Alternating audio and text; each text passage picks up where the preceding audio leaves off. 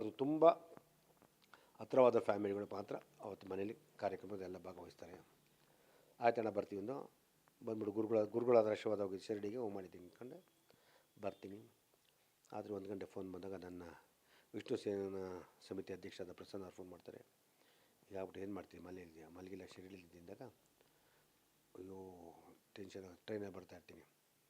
ಬೆಳಿಗ್ಗೆ 12 ಗಂಟೆ ಟ್ರೈನಿಗೆ 12:10 ಇಳಿತದೆ, 12:45 ಸೀದಾ ಅಲ್ಲಿಗೆ ನ್ಯಾಷನಲ್ ಕಾಲೇಜ್ ಗ್ರೌಂಡ್ ಬರ್ತೀನಿ. ನನಗೆ ಮೈಂಡೇ ಓಡಲ್ಲ, ಏನಾಯ್ತು ಏನು ಇತ್ಕಿದಂಗೆ ಏನು ಅಂತ ಊಹೆನೂ ಮಾಡೋಕ್ಕಾಗಲ್ಲ.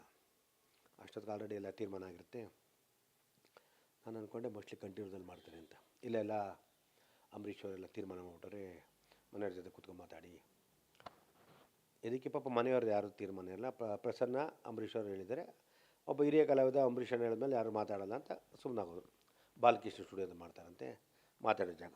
ಸರಿ ಬಿಡಿ, ಒಂದೊಳ್ಳೆ ಜಾಗನೇ ಸಿಕ್ತು ಅಂತ ಎಲ್ಲ ಅಂದ್ಕೊಂಡಾದ ತಕ್ಷಣ ಸರ್ಕಾರದ ಇದ್ರ ಪ್ರಕಾರ ಎಲ್ಲ ನಿಯಮಗಳು ಚೆನ್ನಾಗಿ ಅಚ್ಚುಕಟ್ಟ ಕಾರ್ಯಕ್ರಮ ಆಯಿತು.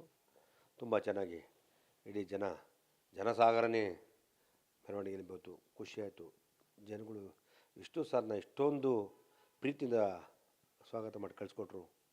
ನಮಗೆ ಊಹೆ ಮಾಡೋಕ್ಕೋಗಲಿಲ್ಲ, ಅಷ್ಟು ಚೆನ್ನಾಗಾಯಿತು. ಒಬ್ಬ ಕಲಾವಿದನ ಕೊಡಬೇಕಾದ ಗೌರವ ಸರ್ಕಾರದ ಗೌರವ ಕೊಟ್ಟರು, ಸಾರ್ವಜನಿಕ ಕೊಟ್ಟರು, ಪ್ರೀತಿಯಿಂದ ಎಲ್ಲ ಮುಗಿಸ್ಕೊಂಡು ಎಲ್ಲ ಆಯಿತು.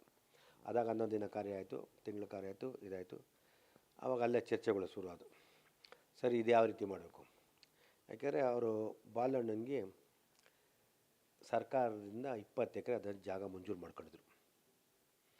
ಮಂಜೂರು ಮಾಡ್ಕೊಂಡಾಗ ಸುಮಾರು ಇವತ್ತಿಗೆ 16 ವರ್ಷ ಸಾರ್ದಿದ್ದಾಗಿ, ಅದಕ್ಕಿಂತ ಒಂದು 25 ವರ್ಷ ಮುಂಚೆ 45 ವರ್ಷಗಳ ಹಿಂದೆ ಅಲ್ಲಿ ರೋಡೇ ಇರಲಿಲ್ಲ, ಕಾಲ್ದಾರಿ ನಡಿಗೆ. ಆವತ್ತಿನ ಅದು ಮಾಡೋ ಜಾಗಗಳೆಲ್ಲ ಇತ್ತು. ಸರ್ಕಾರ ಇವ್ರ ಜಾಗ ಕೊಟ್ಟರು. ಏನೋ ಒಂದು ಅಮೌಂಟ್ ಕೊಟ್ಟಿದ್ದಾರೆ. ಅದಿಷ್ಟು ವರ್ಷ ಒಂದು 30-40 ವರ್ಷ ಲೀಸ್ಗಿರ್ತಾರೆ ಜಾಗ ತೊಗೊಂಡ್ಕೊಟ್ಟಿದ್ರೆ. ತದನಂತರ ಮಕ್ಕಳು ಬಾಲಣ್ಣ ತೀರೋದ್ರು. ಮಕ್ಕಳಿಗೆ ಸ್ಟುಡಿಯೋ ಯಾರು ನಡೆಸಲಿಲ್ಲ, ನಡೆಯೋಕ್ಕೂ ಅಲ್ಲಿ ಪಾಪ ಅಲ್ಲಾಗಲಿಲ್ಲ, ಯಾರು ಹೋಗ್ತಿರಲಿಲ್ಲ. ಇಬ್ಬರು ಡಿವೈಡ್ ಮಾಡ್ಕೊ 10 ಎಕರೆ. ಒಬ್ಬ ಆಲ್ರೆಡಿ ಮಾಡಿಬಿಟ್ಟಿದ್ರು.